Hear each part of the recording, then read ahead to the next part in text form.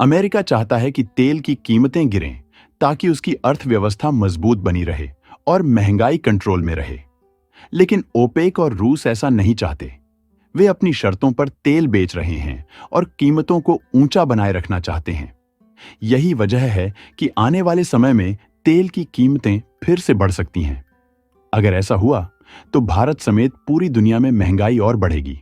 Petrol diesel महंगा होगा और डॉलर के मुकाबले रुपये की वैल्यू गिर सकती है। लेकिन कहानी यहीं खत्म नहीं होती। अमेरिका इस पूरे खेल को पलटने की कोशिश कर रहा है।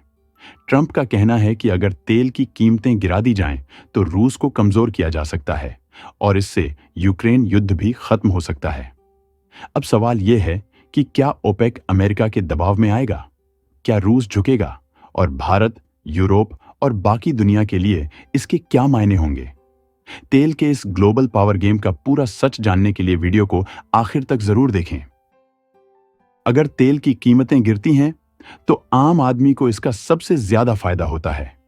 पेट्रोल डीजल की कीमतें कम होंगी, सामान सस्ता होगा और लोगों की जेब पर दबाव कम होगा। लेकिन असल में इसका असर सिर्फ आम आदमी तक सीमित नहीं है। पूरी अर्थव्यवस्था इससे प्रभावित होती है। अमेरिका में महंगाई बहुत बढ़ चुकी है और वहां के केंद्रीय बैंक फेडरल रिजर्व ने साफ कहा है कि जब तक महंगाई नहीं घटती तब तक ब्याज दरें कम नहीं की जाएंगी। ब्याज दरें ज्यादा होने का मतलब है कि घर खरीदना, गाड़ी लेना, बिजनेस शुरू करना सब महंगा हो जाता है। यही वजह है कि ट्रंप चाहते हैं कि तेल की कीमतें गिरें ताकि महंगाई नीचे आ सके और ब्याज दरें कम हो सकें। लेकिन यह उतना आसान नहीं है। ओपेक दुनिया के सबसे बड़े तेल उत्पादक देशों का समूह है। इसमें Saudi Arab, Iran, Iraq, Kuwait, UAE, Venezuela जैसे देश शामिल हैं, जो मिलकर यह तय करते हैं कि हर साल कितना तेल निकाला जाएगा। अगर ओपेक ज्यादा तेल निकालता है तो कीमतें गिरती हैं। अगर वह कम तेल निकालता है तो कीमतें बढ़ती हैं। सऊदी अरब और रूस जैसे देश तेल की ऊंची कीमतों से फायदा उठाते हैं क्योंकि उनकी पूरी अर्थव्यवस्था तेल पर निर्भर है। तेल उत्पादन करने वाले देशों के लिए इसकी कीमत सिर्फ एक आंकड़ा नहीं, बल्कि उनकी पूरी अर्थव्यवस्था का आधार होती है।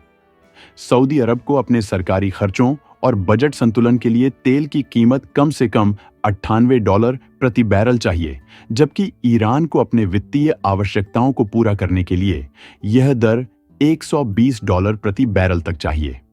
बहरीन की स्थिति इससे भी अधिक गंभीर है, क्योंकि उसे अपनी अर्थव्यवस्था को स्थिर रखने के लिए प्रति बैरल $135 की दर चाहिए। यदि तेल की कीमतें बहुत अधिक नीचे गिरती हैं तो इन देशों की वित्तीय स्थिति पर सीधा असर पड़ेगा और वे आर्थिक संकट का सामना कर सकते हैं। यही कारण है कि ओपेक देश अपनी उत्पादन नीतियों में बड़े बदलाव करने से बचते हैं। ऐसे में सवाल उठता है कि क्या ओपेक ट्रंप की मांग को मानकर उत्पादन बढ़ाएगा और तेल की कीमतें गिरने देगा? इसका जवाब इतना सीधा नहीं है, क्योंकि ओपेक के लिए तेल की ऊंची कीमतें ही आर्थिक स्थिरता बनाए रखने का एकमात्र जरिया है। इसलिए इसके जल्दी बदलने की संभावना कम ही है। अमेरिका भी दुनिया में एक बड़ा तेल उत्पादक है, लेकिन उसका तरीका अलग है। अमेरिका में तेल निकालने के लिए शैल तकनीक का इस्तेमाल होता है, जिसमें बहुत ज्यादा लागत आती है। अगर तेल की कीमत $60 प्रति बैरल से नीचे चली जाती है तो अमेरिकी कंपनियों के लिए तेल निकालना घाटे का सौदा बन जाएगा। लेकिन असल में अमेरिका खुद ज्यादा तेल निकालने के पक्ष में नहीं है। रूस दुनिया का दूसरा सबसे बड़ा तेल निर्यातक देश है। उसकी पूरी अर्थव्यवस्था तेल और गैस की बिक्री पर टिकी हुई है। अगर तेल महंगा रहेगा तो रूस को ज्यादा मुनाफा होगा और वह अपनी सैन्य गतिविधियों को जारी रख सकता है। लेकिन अगर तेल की कीमत गिर गई तो रूस को बड़ा नुकसान होगा और उसकी अर्थव्यवस्था कमजोर पड़ सकती है। यही वजह है कि अमेरिका चाहता है कि तेल की कीमतें गिरें ताकि रूस पर दबाव बनाया जा सके और शायद युद्ध को रोका जा सके। लेकिन रूस भी इस खेल में पीछे नहीं है। वह चीन, भारत और तुर्की जैसे देशों को सस्ता तेल बेच रहा है ताकि उसकी अर्थव्यवस्था चलती रहे। अब सवाल यह है कि क्या ट्रंप की रणनीति काम करेगी? क्या तेल की कीमतें गिरेंगी और क्या इससे दुनिया की अर्थव्यवस्था सुधरेगी? ओपेक के पास यह तय करने की पूरी ताकत है कि वह कितना तेल निकालेगा और दुनिया के बाजार में कितनी आपूर्ति करेगा। अगर ओपेक उत्पादन बढ़ा देता है तो तेल की कीमतें गिर सकती हैं, जिससे अमेरिका और अन्य तेल आयातक देशों को फायदा होगा। लेकिन यह फैसला इतना आसान नहीं है। ओपेक के सदस्य देशों की अर्थव्यवस्थाएं उच्च तेल कीमतों पर निर्भर हैं।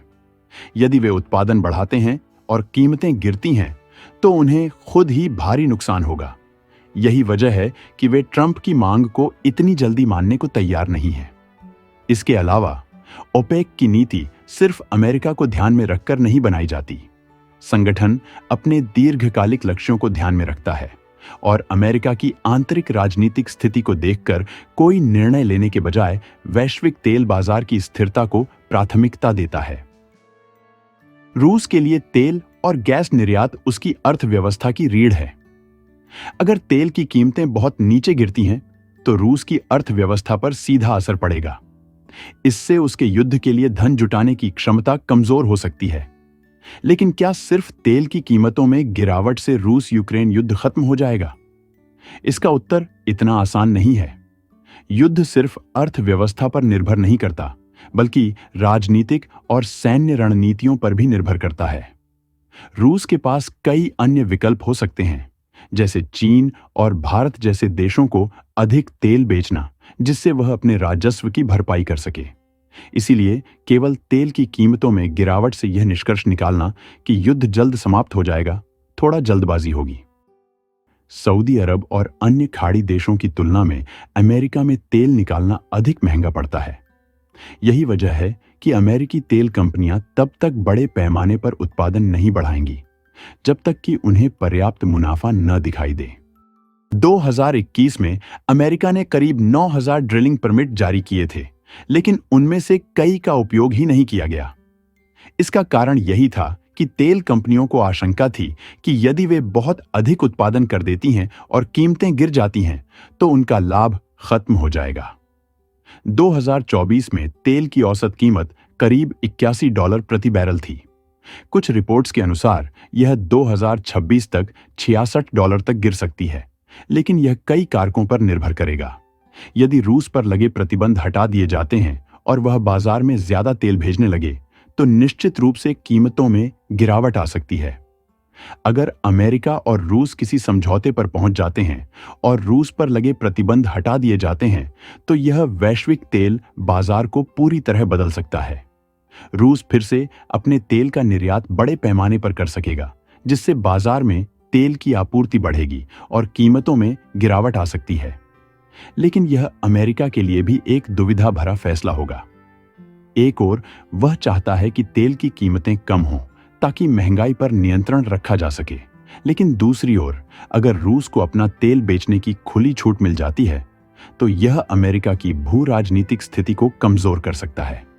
दुनिया में तेल की कीमतों को लेकर एक बड़ी खींचतान चल रही है। अमेरिका चाहता है कि तेल सस्ता हो जाए ताकि महंगाई कम हो और उसकी अर्थव्यवस्था को फायदा मिले। लेकिन ओपेक देश जैसे सऊदी अरब चाहते हैं कि तेल महंगा बना रहे, क्योंकि उनकी कमाई इसी पर टिकी है। इसके अलावा रूस यूक्रेन युद्ध, दुनिया में तेल की मांग और सप्लाई का संतुलन और अमेरिका रूस के आपसी संबंध भी कीमतों को प्रभावित कर रहे हैं। अब सवाल यह है कि क्या ट्रंप की चाल कामयाब होगी? क्या ओपेक ज्यादा तेल निकालेगा जिससे कीमतें गिरें, या फिर बाजार में कोई और बड़ा बदलाव होगा जिससे तेल के दाम अपने आप बदल जाएंगे? इसका जवाब अगले कुछ महीनों में साफ होगा। लेकिन एक बात तय है, तेल की कीमतें सिर्फ पैसों का खेल नहीं है, बल्कि यह पूरी दुनिया की राजनीति और अर्थव्यवस्था का एक बड़ा हथियार बन चुका है।